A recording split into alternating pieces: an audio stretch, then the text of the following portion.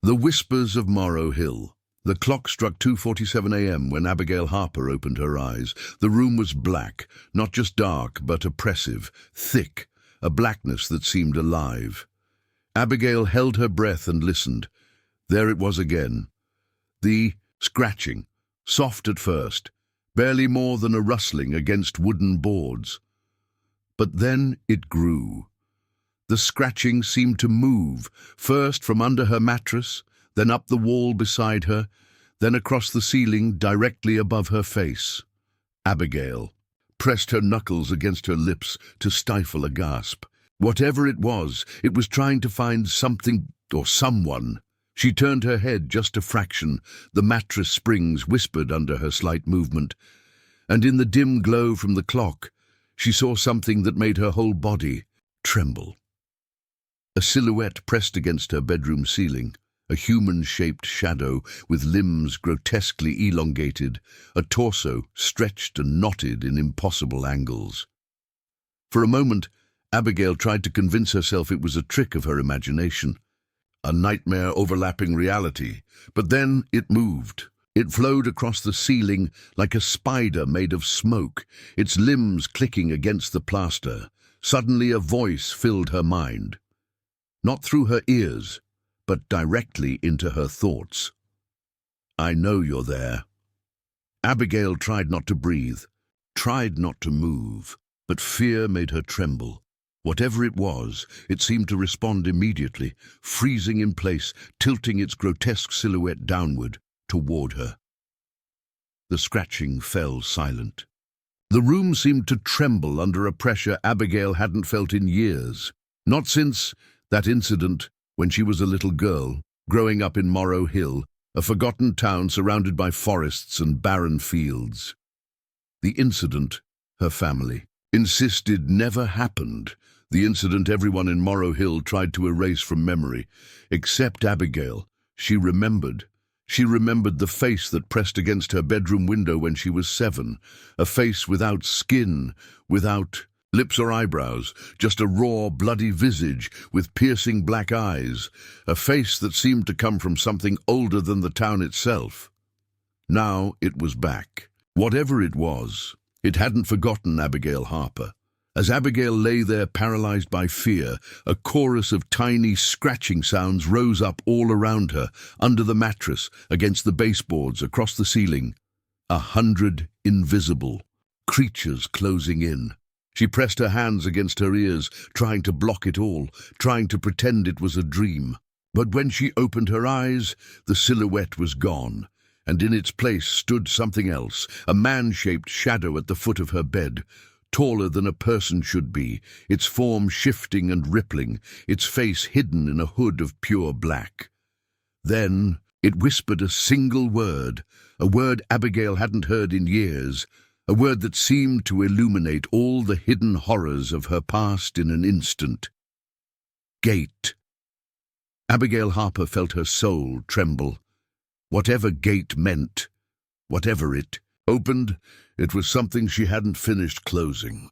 The nightmare had come back to collect what was left. The gate of Morrow Hill. Abigail remained sitting up in her mattress, knuckles white around her blanket, staring into the oppressive black silhouette at the foot of her bed.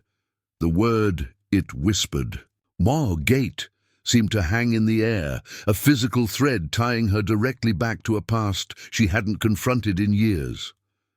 For a moment, Abigail contemplated closing her eyes and ignoring it, letting the nightmare win. But something, deep within her, something forged by trauma and years of silence, demanded she face it. Whatever this creature was, whatever gate meant, it wasn't going away this time.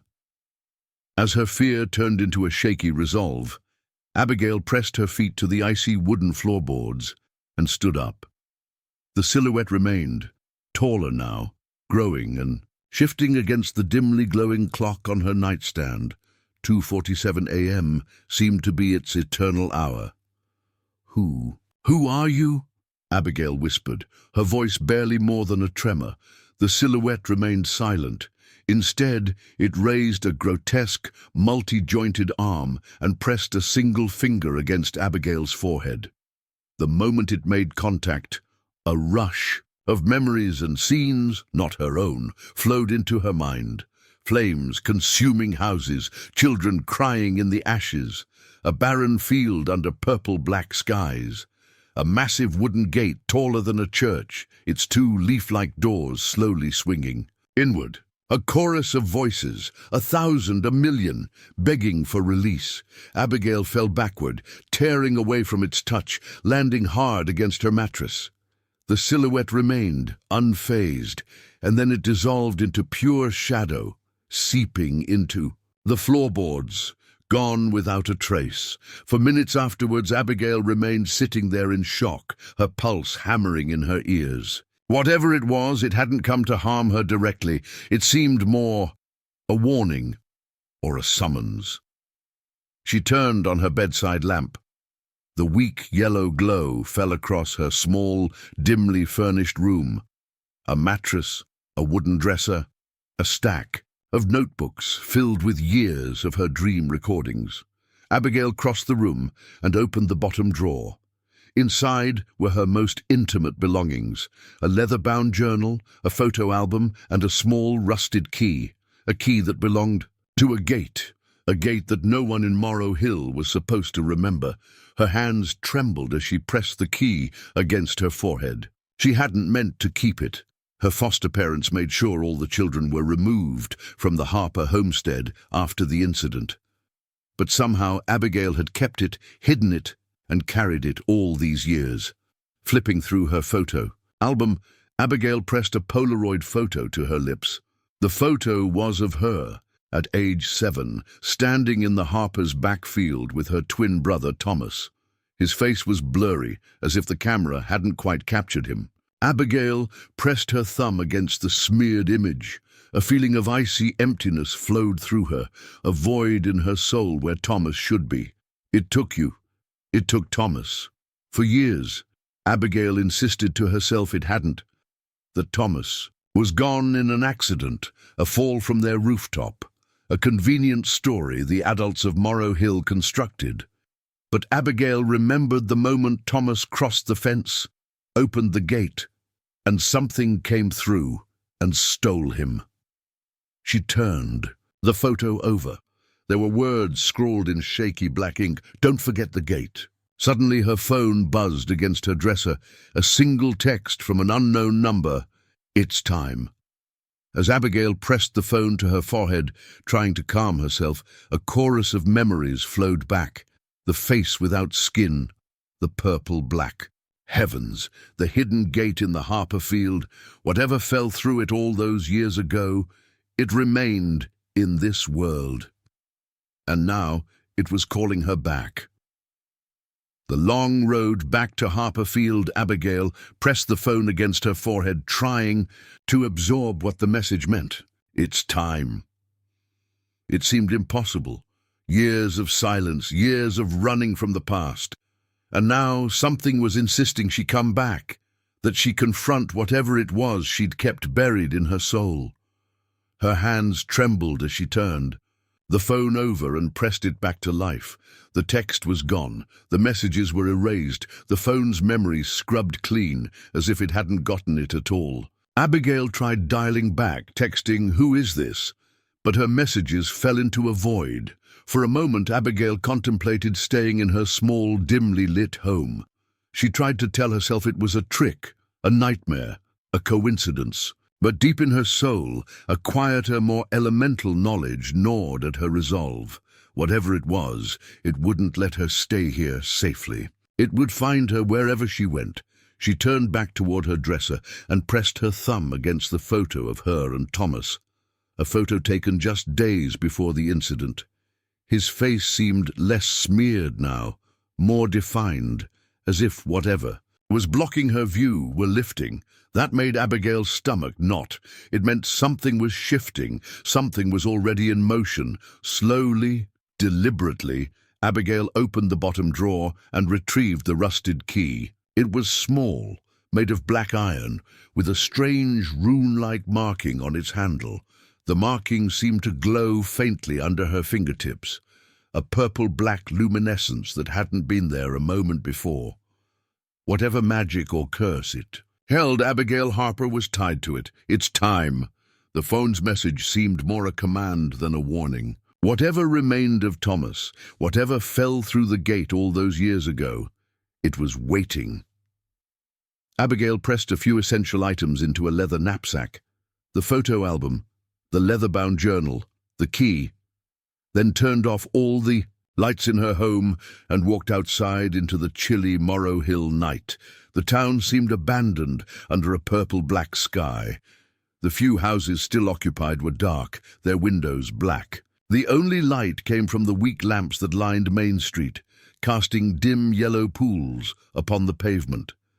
The silence was oppressive. There were no owls hooting in the nearby forests, no dogs barking in backyards, not a single cricket in the grass.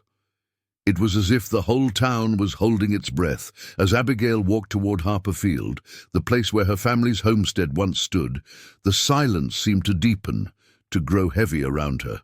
The houses fell away, and soon she was on a gravel path that crossed the barren fields rumored to be barren because the land itself was sick, drained by whatever fell through the gate years previously. Flames seemed to illuminate the heavens to the north, purple-black sparks, a shimmering aurora, a rift in the heavens above Harper Field. Abigail pressed forward, knuckles tight on the key in her pocket. Whatever lay at the gate, whatever remained of Thomas and the Harper legacy, she was going to face it. The gate of Harper Field opens. The gravel path beneath Abigail's feet seemed to warp and twist the closer she drew toward Harper Field. Whatever was up ahead was not bound by ordinary space. The road dipped downward when it should have remained level, rose upward against all physical reality, and sometimes seemed to fold back on itself, forcing Abigail to navigate a labyrinth made of her own doubts and memories. She pressed forward anyway. There was a thread tying her to this place, a bond made of love, regret, and something older and darker. Whatever fell through the gate years previously, it hadn't gotten all of Thomas. A piece of him remained, a piece Abigail meant to find. As she walked, the purple-black heavens above opened a rift, a shimmering gash in the sky, letting a dim, sickly light illuminate Harper Field in a way the earthly moon and sun never could. Flames danced upward from barren soil. Ashes fell like black snow. Twisting figures seemed to move within the ashes, human-shaped but grotesque, the restless dead, the creatures stranded between worlds. Abigail pressed her knuckles against the rusted key in her pocket and whispered a vow to herself. I'm not turning back. Whatever this is, whatever it wants, I will face it. Whatever it stole from me, from Thomas, I will take back. Suddenly, the gate came into view. It stood taller than a church, two immense wooden doors made of ancient petrified oak. The surface was knotted and grotesque, covered in rune-like carvings that seemed to move under Abigail's gaze. The key in her pocket grew icy, freezing her skin through the fabric of her jeans. As Abigail drew closer, the gate opened. Just a crack. A sliver of purple-black light fell through, and a chorus of voices flowed toward her. Some were children, crying, begging, calling her name. Some were creatures, inhuman, grotesque, growling promises of eternal torment. And at the center, a voice Abigail recognized immediately. Thomas. Abigail, please. Help me. She staggered forward, battling her fear, battling the temptation to flee back into the ordinary world. Whatever Thomas had become, whatever remained of him, Abigail Harper was the only one who could bring him back, or destroy him if it came to that.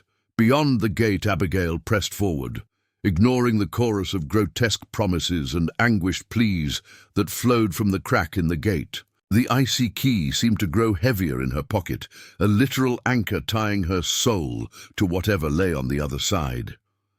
With hands that trembled, Abigail drew it from her pocket and pressed it into a matching hole in the gate's ancient surface. There was a moment, a thunderclap without a physical shock, and the two massive wooden leaves began to slowly, inexorably fold inward. As the gate opened, A rush of freezing air flowed over Abigail, nearly knocking her backward. The heavens above seemed to ripple and warp, purple-black clouds spinning in a massive funnel directly above Harper Field. Whatever was on the other side was not a place made for human senses.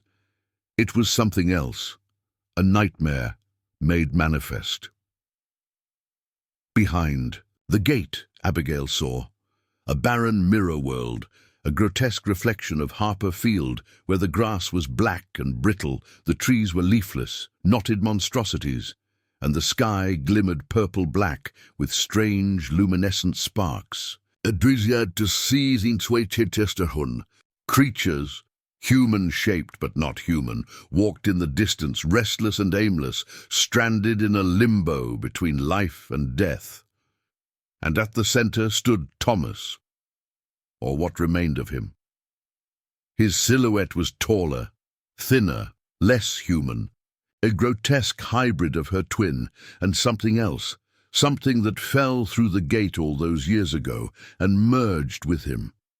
Thomas turned toward Abigail, purple-black eyes piercing through her soul, and whispered in a voice that seemed to come from all directions at once, "Sister, come home." Abigail fought against the rush of memories. Happy summers chasing dragonflies in Harper Field, nights when Thomas fell asleep with his head resting on her shoulder, promises made under the purple-black heavens, promises to stay together, no matter what. But now those promises seemed less pure, more sinister. Whatever stood in Thomas's skin was not entirely him, it was something else, something that meant to use Abigail to fully manifest in their world. As Abigail crossed the threshold into this barren reflection, a chorus of hidden creatures fell silent. Whatever showdown was about to come, it was meant for her alone. The final gate of choice, Abigail, stood on barren soil that seemed less and less a physical place, and more a manifestation of nightmare itself. The heavens above were purple-black, a deep bruise across a dying sky, and, beneath her feet, the ashes flowed like sand in a restless hourglass, counting down toward something irreversible. Thomas remained in the center of it all, taller now, thinner, less human. His silhouette seemed to ripple and warp, as though countless creatures were battling for control beneath his flesh. His purple-black eyes glowed with a piercing light, not the gentle, mischievous spark Abigail remembered from their shared youth, but something older, more elemental. "It's time, Abigail." His voice seemed to come from all directions at once. "Time to become what we were meant to be." For a moment, Abigail faltered. The key fell from her grip and struck the barren earth with a sickening final thud. A rush of freezing wind fell upon her, threatening to erase her from this nightmare world. But Abigail Harper stood firm, for herself, for her family, for Thomas. She pressed forward and knelt, retrieving the key, not just a physical artifact, but a symbol of the choices she'd made and the promises she'd kept. As her grip tightened around it, the key glowed briefly, a piercing white, and Abigail felt something within herself illuminate in kind. She turned back toward Thomas and addressed whatever remained of her twin. "Thomas, you're my family. Whatever you've become, whatever it's done to you, I love you." The creatures within him faltered for just a moment. The purple-black glow dimmed, his form trembled. That sliver of recognition was all Abigail needed. She rushed forward and pressed the key against his sternum, against whatever remained of his soul. A shockwave exploded from their point of contact.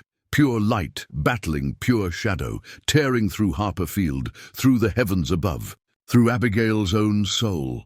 The barren world fell away in an instant. The purple-black heavens opened into a riot of color. Golds, whites, rich deep blues, a renewal of something that had been barren for years. The creatures within Thomas screamed and fell back into the void from which they came. His form fell to his knees, human once more, a young boy with piercing green eyes, confused and weak. "It's okay, Thomas. It's over." Abigail whispered, tears pouring from her eyes. "I'm here." I kept my promise. As the light enveloped them, Harperfield blossomed back into life. Flowers opened, grass grew thick and green under their feet, and the heavens cleared. Whatever gate had opened all those years ago was closed, not by destruction, but by love, sacrifice, and the unbreakable bond of two people. The nightmare was over. Harperfield was healed. Abigail and Thomas were free. The final gate of choice expanded. Abigail pressed forward across barren soil that seemed less earthly and more a manifestation of nightmare itself. Each step seemed to take her farther from the physical world she knew and deeper into a hidden realm, a liminal space, a place where love and regret, hope and fear were made manifest in form and feeling. Thomas remained in the center, taller, now thinner, less human. His silhouette seemed to ripple and warp under the purple-black heavens, not entirely solid, not entirely alive. His form was a grotesque hybrid, a soul battling against a nightmare it barely understood. A creature, stranded between two worlds. The purple-black glow of his piercing eyes fell upon Abigail, piercing her soul and threatening to undermine her resolve. "It's time, Abigail." His voice seemed to come from all directions at once, from the heavens above and from the ashes beneath her feet. "Time to become what we were meant to be, together." For a moment Abigail faltered, her grip on the key, the small piece of metal tying her soul to this nightmare, trembled. Fear gnawed at her resolve, threatening to undermine everything. The key fell from her grip and struck the barren earth with a sickening final thud. A rush of freezing wind fell upon her, threatening to erase her from this nightmare world, tearing at her flesh, her mind, her soul. But Abigail Harper stood firm, for herself, for her family, for Thomas. She pressed forward against hurricane-like blasts of icy air, kneeling briefly, ignoring the freezing sand cutting into her knuckles. Abigail retrieved the key. Not just a physical artifact, but a symbol of the promises made, promises kept, promises yet to be redeemed. As her grip tightened, the key glowed briefly as a piercing white, and Abigail felt something within herself illuminate in kind. The light seemed to illuminate a hidden path forward, a path made of love, sacrifice, and the hope for renewal. She turned back toward Thomas and addressed whatever remained of her twin. "Thomas, you're my family. Whatever you've become, whatever it's done to you, I love you." The creatures within him faltered at these words. The purple-black glow dimmed, his form trembled. That sliver of recognition was all Abigail needed. She rushed forward, pressed the key against his sternum, against whatever remained of his soul, and turned it. A shockwave exploded from their point of contact, pure light battling pure shadow, tearing through Harperfield, through the heavens above, through Abigail's own soul. The barren world fell away in an instant. The purple-black heavens opened into a riot of color, golds, whites, rich, deep blues, a renewal of something that had been barren for years. The creatures within Thomas screamed and fell back into the void from which they came. His form fell to his knees, human once more, a young boy with piercing green eyes, confused and weak. "It's okay, Thomas. It's over," Abigail whispered, tears pouring from her eyes. "I'm here. I kept my promise." As the light enveloped them, Harperfield blossomed back into life. Flowers opened, grass grew thick and green under their feet, and the heavens cleared. Whatever gate had opened all those years ago was closed, not by destruction, but by love, sacrifice, and the unbreakable bond of two people. The nightmare was over. Harperfield was healed. Abigail and Thomas were free. The final gate of choice expanded. Abigail pressed forward across barren soil that seemed less earthly and more a manifestation of nightmare itself. Each step seemed to take her farther from the physical world she knew and deeper into a hidden realm, a liminal space, a place where love and regret, hope and fear were made manifest in form and feeling. Thomas remained in the center, taller now, thinner, less human. His silhouette seemed to ripple and warp under the purple-black heavens, not entirely solid, not entirely alive. His form was a grotesque hybrid, a soul battling against a nightmare it barely understood, a creature stranded between two worlds. The purple-black glow of his piercing eyes fell upon Abigail, piercing her soul and threatening to undermine her resolve. "It's time, Abigail." His voice seemed to come from all directions at once, from the heavens above and from the ashes beneath her feet. Time to become what we were meant to be, together. For a moment, Abigail faltered. Her grip on the key, the small piece of metal tying her soul to this nightmare, trembled. Fear gnawed at her resolve, threatening to undermine everything. The key fell from her grip and struck the barren earth with a sickening, final thud. A rush of freezing wind fell upon her, threatening to erase her from this nightmare world, tearing at her flesh, her mind, her soul. But Abigail Harper stood firm, for herself, for her family, for Thomas. She pressed forward against hurricane-like blasts of icy air. Kneeling briefly, ignoring the freezing sand cutting into her knuckles, Abigail retrieved the key. Not just a physical artifact, but a symbol of the promises made, promises kept, promises yet to be redeemed. As her grip tightened, the key glowed briefly, a piercing white, and Abigail felt something within herself illuminate in kind. The light seemed to illuminate a hidden path forward, a path made of love, sacrifice, and the hope for renewal. She turned back toward Thomas and addressed whatever remained of her twin. "Thomas, you're my family. Whatever you've become, whatever it's done to you, I love you." The creatures within him faltered at these words.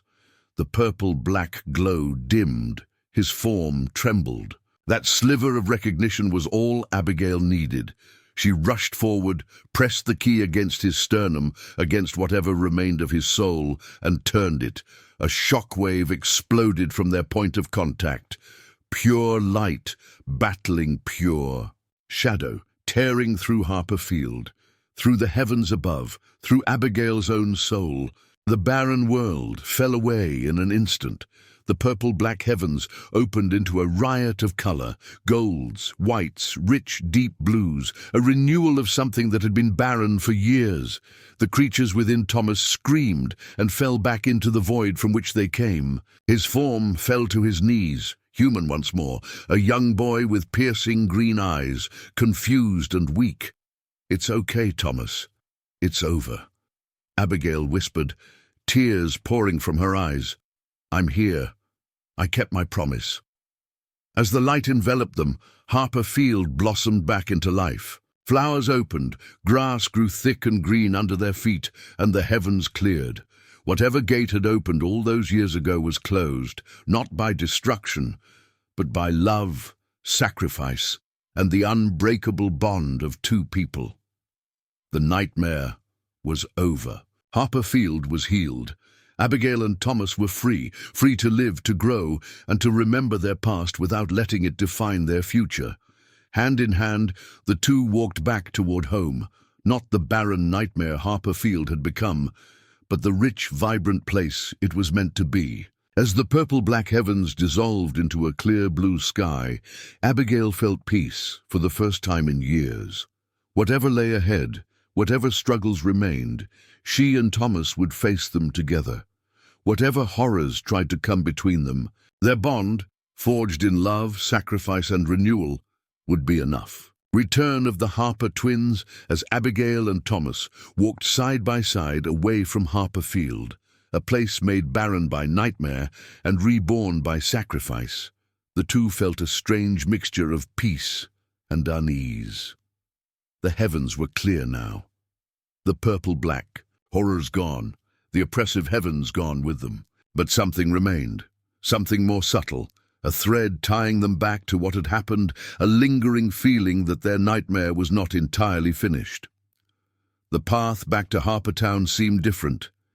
The houses were a little taller, the colors a little more vivid, the air a little thinner, as if the world itself was shifting to accommodate their return. Thomas remained silent, his piercing green eyes darting back and forth, trying to make sense of a reality that seemed more dream than wakefulness. Abigail kept close to him, a protective arm around his shoulder, letting her warmth act as a barrier against whatever remained in him from Harper Field. As they crossed Main Street, the town fell into a deep silence. The people, their neighbors, their friends, turned briefly to look at the Harper twins, then looked away, as if unwilling or unable to process their return. There were no cheers, no welcome home, just an oppressive hush, a communal disbelief. Whatever Harper Field had taken from this town, it seemed it hadn't come back entirely. The people remained stranded in their own nightmare, unwilling to face the truth of what had happened. "Abby, something's not right," Thomas whispered, tugging at her sleeve. His voice trembled, not in fear, but in a deep soul-weariness. "It's not gone, not all of it." Abigail nodded, feeling it too, a residue, a shadow, something left behind when the nightmare fell away. The creatures may be gone, the gate may be closed, but something remained, a thread tying Harpertown to its nightmare past. Whatever it was, Abigail knew it was their responsibility to confront it. As the two walked forward, the silence seemed to deepen. The houses grew taller, more grotesque, the colors seemed to warp and fade. Main Street itself seemed to lengthen, to fold in on itself, as if it were a labyrinth designed to keep them from their destination. "It's trying to separate us again," Abigail said quietly. "Don't let go." Thomas tightened his grip on her hand. Together, united by love and a bond forged in nightmare, Abigail and Thomas pressed forward into the shifting town, into whatever trial remained, determined to conquer it once and for all. Harpertown's last secret. The labyrinth-like streets seemed to fold in on Abigail and Thomas with each step forward. Main Street was no longer a straight path. It curved back upon itself, opened into impossible alleyways, and dipped downward into hidden passages beneath Harpertown. The heavens above remained purple-black at the edges, not entirely gone, a threatening halo over their heads. "It's not finished," Thomas whispered, fear creeping back into his voice. "The nightmare, it's following us." Abigail pressed her shoulder against his, trying to absorb his fear and transform it into resolve. "It's okay. Whatever it is, we face it together." Suddenly, the ground beneath their feet trembled. A deep, rhythmic pulse, a kind of ancient heartbeat, shook the entire town. The houses seemed to tremble in their foundations, the windows rattling, the brickwork shifting. Somewhere far below Harpertown, something was alive. Something that hadn't crossed back into the nightmare, something that remained anchored here, tying this world to the nightmare dimension. "It's under us," Abigail said quietly, a piercing understanding dawning on her. "The nightmare isn't gone. It's resting, burrowing, feeding." Thomas nodded, his knuckles white from his grip on her hand. "It's the source. Whatever fell here first, whatever opened the gate, it's still here." Suddenly, the earth opened up at their feet, a massive sinkhole, a gaping chasm descending into blackness. The two fell, tumbling downward through freezing air and shifting sand, until with a shock their feet struck something solid. Flames, purple, black and icy, sprang up all around them, illuminating a cavernous chamber. The source, a massive, grotesque mass of shadow, eyes and ancient power, filled nearly the entire chamber. It kept a piece of itself here, anchored, growing, spreading. Abigail whispered, "It wants to pull this world back into nightmare, to conquer it from within." The source responded to her words with a piercing telepathic roar, a rush of pure malice that tried to undermine their resolve, to sever their bond. But Abigail tightened her grip on Thomas's hand. "It won't. We're not alone. We're together." As the source rose, a horrific, shifting form composed of countless nightmare creatures, Abigail and Thomas pressed forward, letting their love illuminate their path in the face of ultimate darkness. The heart of the nightmare, the source, rose up before Abigail and Thomas in a grotesque form, a shifting, multiform nightmare made of countless creatures, each a face of a soul it had captured over the years. Eyes opened all across its body, purple-black, piercing, and all turned their gaze upon the Harper twins. For a moment, Abigail felt herself falter under its oppressive will. It pressed against her mind, a chorus of agony, regret, shame, trying to undermine her resolve, to make her let go of Thomas and surrender. But Abigail tightened her grip. It's not true. It's a trick, a lie. It feeds on fear, on doubts. We won't let it win. Thomas pressed close, against her, adding his will to hers. Together, their love anchored them against the nightmare's power. The source tried to warp their surroundings, shifting the cave into Harper Field, into their home, into the moment their parents died, but Abigail and Thomas remained firm. In their knowledge of reality, their bond tying them back to what was true. It has all this power, yet it's afraid, Thomas whispered, because it knows we're not afraid of it. Suddenly, a blinding light flowed from their hands, a manifestation of their unity, a power made from love, loyalty, and the human ability to conquer fear. The light struck the source directly, then tearing through its form, illuminating hidden weaknesses, the chains tying it to Harper Town, the hidden anchor that kept it anchored in this world. The source screamed, a piercing, soul-shaking wail, as the Harper twins pressed forward, letting their light illuminate its core. Inside it, Abigail and Thomas saw something vulnerable, a small black stone, the physical kernel of its power.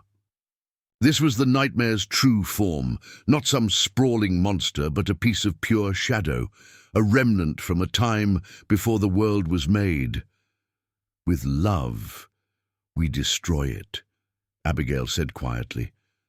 Together, the two pressed their hands. Against the black stone, the light flowed from their united will, pure, piercing, until the black stone shattered into countless sparks of light, then fell to ashes.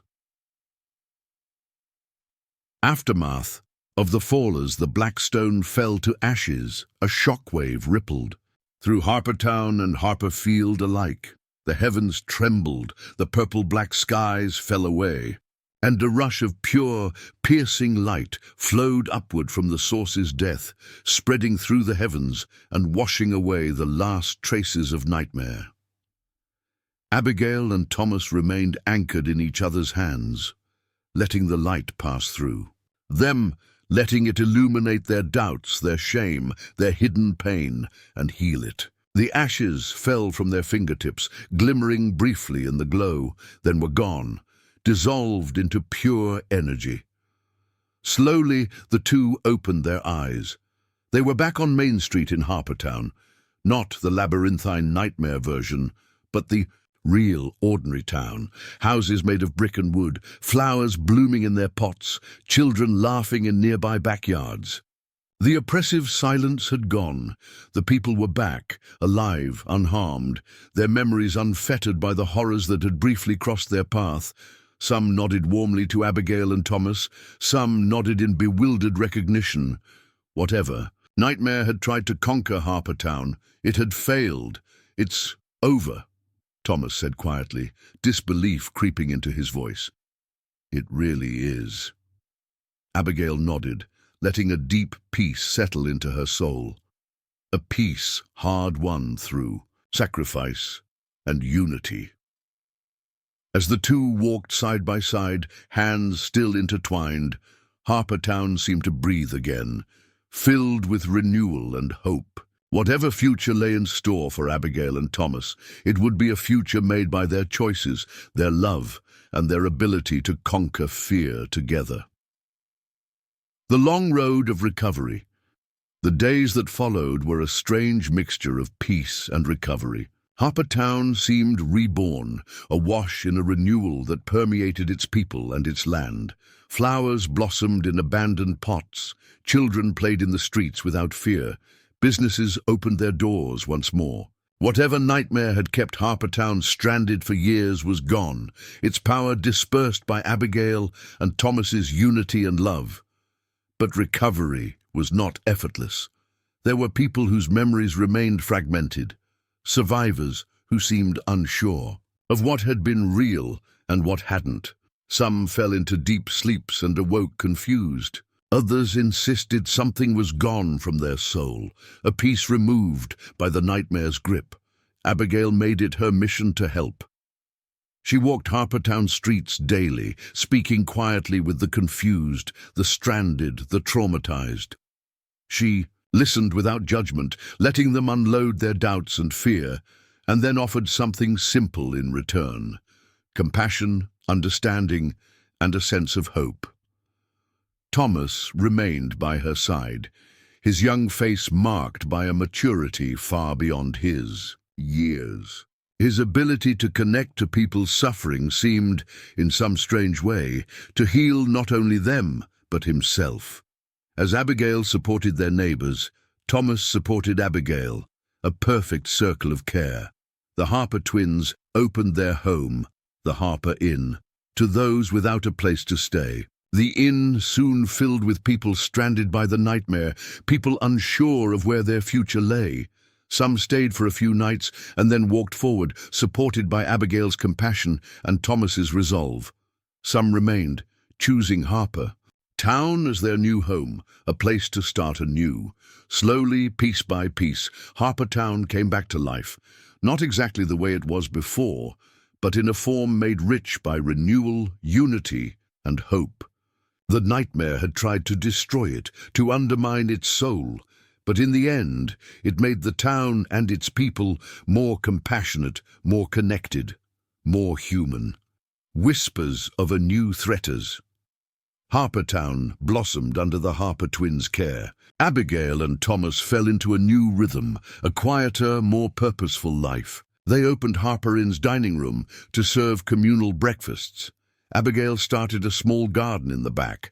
Thomas took up carpentry, mending houses and furniture for their neighbors. For a time, peace seemed to be their new reality, hard-won and well-deserved. But peace, Abigail knew, is a fragile thing. It was a rainy morning when the first strange incident fell upon Harper Town. Thomas awoke to find deep scratches, claw-like and purposeful, marking their wooden back door. The pattern seemed deliberate, a kind of warning, a message meant for them. He called Abigail immediately. She pressed her fingertips against the raw cuts in the wood, closed her eyes, and listened. There were no words in the physical sense. Instead, a rush of icy memories flowed through her. She saw a barren cave, purple-black creatures stranded in eternal dark, a silhouette, taller and more grotesque than the source, a king without a throne, shifting. Just outside the boundary of their world, it's not gone, Abigail whispered. It's not finished. Her hands trembled, not from fear but from recognition. Whatever this creature was, whatever remained, it was something separate from the source, something older, something that hadn't challenged them directly. Yet Thomas pressed a comforting hand against her shoulder. We finished the nightmare here, but it looks like something else is trying to come in. What it wants, I'm not sure, Abigail said quietly. But we need to be ready. The Harper twins fell into a silence heavy with understanding. The peace Harper Town was experiencing might be temporary, a calm before another, greater storm. The silhouette of long shadows, the rain fell heavier by the day in Harper Town, a persistent icy sheet that seemed to warp reality itself. The Harper Inn's wooden walls sighed under its pressure. The town's flowers drooped under its icy drops. Whatever peace had come to Harper was slipping away piece by piece as the silhouette Abigail had sensed drew closer. At dusk, Abigail pressed against the inn's window pane and peered into the shifting heavens. The purple-black clouds were gathering again, a threatening blanket across the sky. There were movements within the clouds, grotesque formations shifting, dart-like creatures darting back and forth. Not a full manifestation yet, but a warning, a foreshadowing. Thomas stood quietly beside her, his knuckles white against the windowsill. "It's him, isn't it? The king without a throne," Abigail nodded. "The creature we felt under Harper, the true power we hadn't faced yet." The Harper twins turned away from the window and pressed their hands together, letting their bond fortify their resolve. Whatever came, whatever form it chose to take, it would find them united and unwilling to break. Meanwhile, strange reports were spreading through town. Livestock were disappearing. Cats and dogs fell sick overnight. Some people insisted their doors opened by themselves, their furniture shifting while they were asleep. A growing chaos, not of pure destruction, but of a will, a dark will. Probing, testing, and weakening Harper's defenses from within. "It's trying to undermine us," Abigail said quietly, "turning us against each other, against ourselves." "It won't," Thomas said. "We're not alone this time." Word had gotten around. The people Harpertown once ignored or misunderstood, the ones who remained after the nightmare fell, were now rallying. Abigail and Thomas called a town meeting in Harper Inn's main dining hall. There, surrounded by neighbors and friends, the Harper twins explained their fear.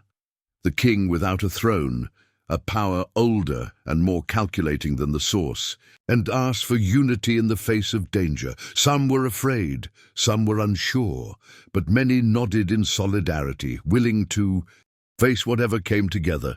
Gathering of souls, the Harper Inn's dining hall was filled to its rafters with people, neighbors, friends, former strangers, all united by a newfound understanding. Whatever was threatening Harpertown was not a distant nightmare this time. It was a present, creeping reality. Some were there because Abigail and Thomas had earned their trust by destroying the source. Some were there because their children fell sick when the rain fell, or their pets went missing under strange moons. Whatever their reasons, the people were bound together by a shared fear and a deep hope that this unity might be their greatest weapon against what was to come. As Abigail addressed the crowd, her voice firm, quieter than a thunderclap. "But more piercing," she insisted. "We must confront this together. Alone we are weak, but united we are strong." Thomas stood beside her, adding quietly, "The king without a throne feeds on division, suspicion, and cowardice. If we stay united, we cut off its greatest power." Some nodded, some whispered their doubts, but all remained. The Harper Inn seemed less a refuge now and more a war room, a place where strategies were formed and defenses raised. The villagers made preparations under the Harper twins' guidance. Blacksmiths forged protective charms, carpenters boarded up weak points in houses, priests blessed crosses, stones, and doors. Abigail walked through the town, touching each protective piece, adding her own power, tying her soul to Harper, making herself a living anchor against the king's influence. Meanwhile, Thomas scouted the outskirts, marking barren patches of land where the king's power seemed strongest. There, the grass died under his feet and the heavens opened in brief, piercing rain. "It's close," Thomas whispered to himself. "It's already here, testing us, seeing if we will break." Back in Harper Inn, Abigail pressed her forehead against her twins when Thomas returned. The two fell into a brief, silent communication. Not in words, but in feeling, sharing their doubts, their resolve, their love for each other and their town. "It's time," Abigail said quietly. Thomas nodded. "We face it together." The fall of nighters, the purple-black clouds thickened and pressed downward upon Harpertown. The last rays of the setting sun were smothered in shadow. The king without a throne was close. Close enough now that Abigail and Thomas felt its presence in their very souls. The air tasted of ashes. Thunder rumbled in the distance without a drop of rain falling. Children cried in their cribs for no apparent reason, restless under a pressure their parents couldn't see. The Harper Inn remained a beacon of unity and resistance in the growing dark. Inside, the villagers gathered in silence, hands tightly grasped, knuckles white, praying not to a distant god, but to the people who stood in their midst. Abigail and Thomas Harper were their last, best hope. "It's here," Abigail said quietly. Thomas nodded, his grip on her hand firm. Together. Together. It was more than a word. It was a vow. Whatever came through the thunderous heavens, to confront them, the Harper twins would face it side by side. Suddenly the heavens opened. A piercing purple-black column fell from the clouds and struck Harper's town square, sending a shockwave through the earth. The shock seemed to warp reality itself. Buildings trembled, glass shattered, and the villagers fell to their knees. In the center of this upheaval stood a silhouette, taller than a man, thinner than a monster. A grotesque king without. A throne, a creature made of pure shadow, malice, and ancient power. "It's come for us," Abigail whispered. "It's come for Harper," Thomas said, a tremor creeping into his voice, not of fear, but of pure rage. "We won't let it destroy us." Hand in hand, the Harper twins walked forward from the inn's protective circle into the barren town square. The king remained silent, a piercing, oppressive silence, letting its will seep into their surroundings. The people fell asleep where they knelt, powerless against its domination. The houses trembled, the heavens opened in a riot of purple-black thunder. "It all comes down to this," Abigail said quietly, her grip on Thomas growing tighter. The showdown was about to begin. The long night of trials. The Harper twins walked forward, hand in hand, into the barren center of Harper Town Square. The king without a throne remained a silhouette, taller, thinner, more grotesque, a form made of shadow and raw malice. Eyes glimmered within it, countless purple-black sparks that seemed to reflect the horrors it had made, manifest across ages. As Abigail and Thomas drew closer, a deep pressure fell upon their chests, a force trying to separate their hands, undermine their unity, and conquer them through isolation. For a moment, Abigail faltered. Her knees trembled and doubts gnawed at her resolve. Could we be enough to destroy something this ancient, this powerful, or are we already losing ourselves to it? Thomas tightened his grip. "Together, Abigail. We made it this far together. We do it again. Whatever it throws at us, we face it side by side." The king seemed to respond to their unity. The purple-black sparks in its form grew more hectic, more aggressive. The heavens opened above it, letting a chorus of thunder roll across the barren land, a voice made of pure rage, attempting to undermine their resolve. The thunder seemed to say, "Your bond is weak, your love is an illusion. Harper Town is already mine." Instead of weakening their grip, this attack made Abigail and Thomas more determined. The doubts fell away. Their hands glowed with a soft, piercing light, pure soul energy, a manifestation of their unity, their love, their will to conquer. "It's not ours," Abigail said quietly, her voice firm, piercing through thunder. "It's ours," Thomas added. "Harper belongs to its people, not to you." For the first time the king faltered. The silhouette trembled. The sparks within it dimmed. This was a showdown, not just of power, but of will. The Harper twins pressed forward, letting their combined light illuminate the hidden soul of their town and its people. The power of unity. The Harper twins pressed forward, their hands intertwined, letting their light illuminate not just their own hearts, but the barren town square beneath their feet. Harper Town itself seemed to respond. The buildings trembled, the earth rumbled, and from deep below, a shimmering thread of power rose up to meet their resolve. It flowed through Abigail and Thomas, strengthening their bond and adding Harper's will to their own. The king without a throne tried to resist, sending a shockwave of purple-black energy toward them, a raw manifestation of its malice. The shock struck the Harper twins hard. Their knees faltered, their grip faltered. For a moment, it seemed the king might break their unity, but then something remarkable happened. The people of Harper, those who had fallen asleep under the king's oppressive will, began to wake. Slowly, reluctantly, a few opened their eyes, then a few more. They rose from their knees, from their prone positions in houses and the town square, and turned toward Abigail and Thomas. As the Harper people stood together, a chorus of will, a chorus of unity, flowed into the Harper twins, adding their light to the growing thread tying the town together. "It's not just us," Abigail whispered, tears in her eyes. "It's Harper, all of Harper," Thomas said. "For the first time, we're not alone in this." The king faltered, shrinking slightly as the unity of Harper pressed back against its will. The purple-black sparks within it grew dimmer, less numerous. The heavens above seemed to lighten, thunder yielding to silence.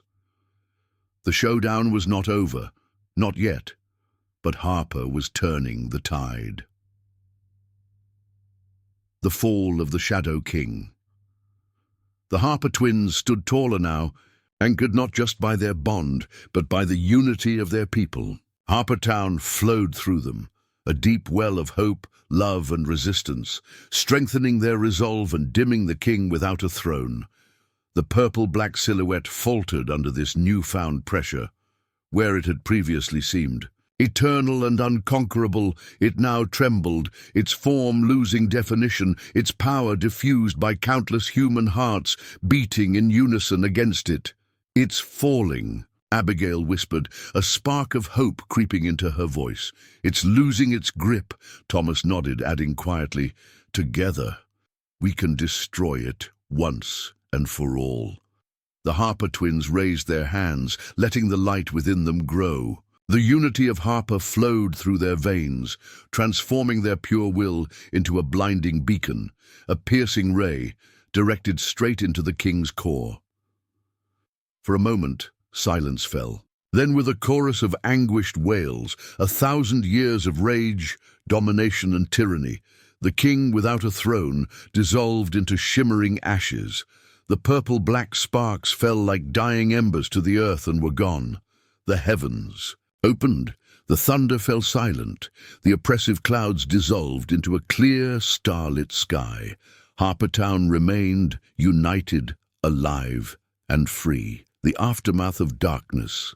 As the king without a throne fell and dissolved into ashes, Harper Town remained, suspended in a moment of profound silence, a calm after the greatest storm it had ever faced. The Harper twins stood in the center of the square, hands still intertwined, their chests heavy with exhaustion, their hearts full of hope. Slowly the people began to emerge from their houses.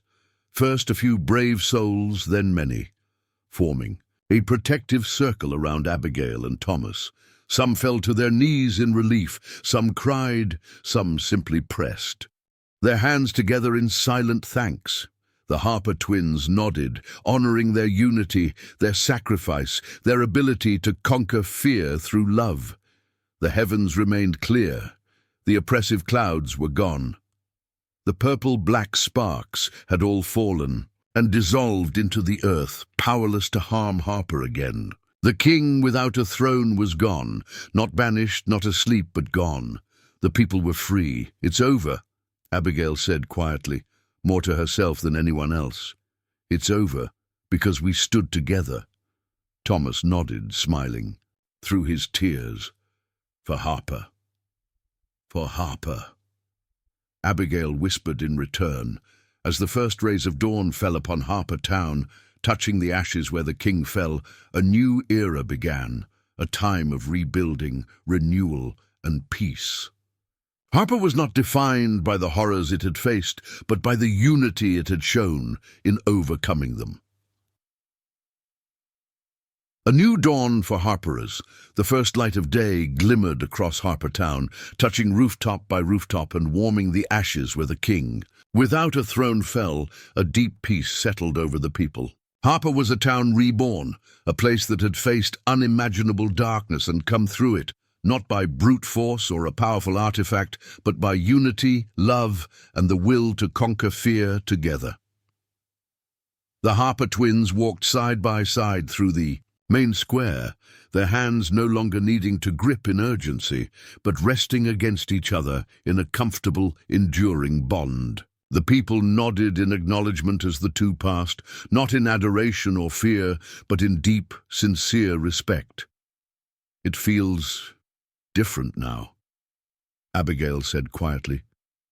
"It is different." Thomas nodded. "We made it different. Harper isn't a place defined by its past horrors. It's a place defined by its future, a future we fought for together." In the days and weeks that followed, Harpertown blossomed in renewal. The blackened patches of earth were removed, the buildings were restored, and the people fell back into their routines, not ignoring what had happened, but honoring it, letting their trial become a powerful thread in their shared story. The Harper twins remained the soul of their town, not ruling it, but guiding it, protecting it, loving it. Harper had a future again. A future made possible by unity, by compassion, and by the ability to conquer the greatest of evils when it stood together. As the years went by, children grew up without fear. Tourists came to appreciate Harper's rich history and peace, and the legend of Abigail and Thomas Harper, the two who stood against the king without a throne and won, became a story of hope passed from generation to generation. The nightmare was gone. Harper was reborn. To be continued.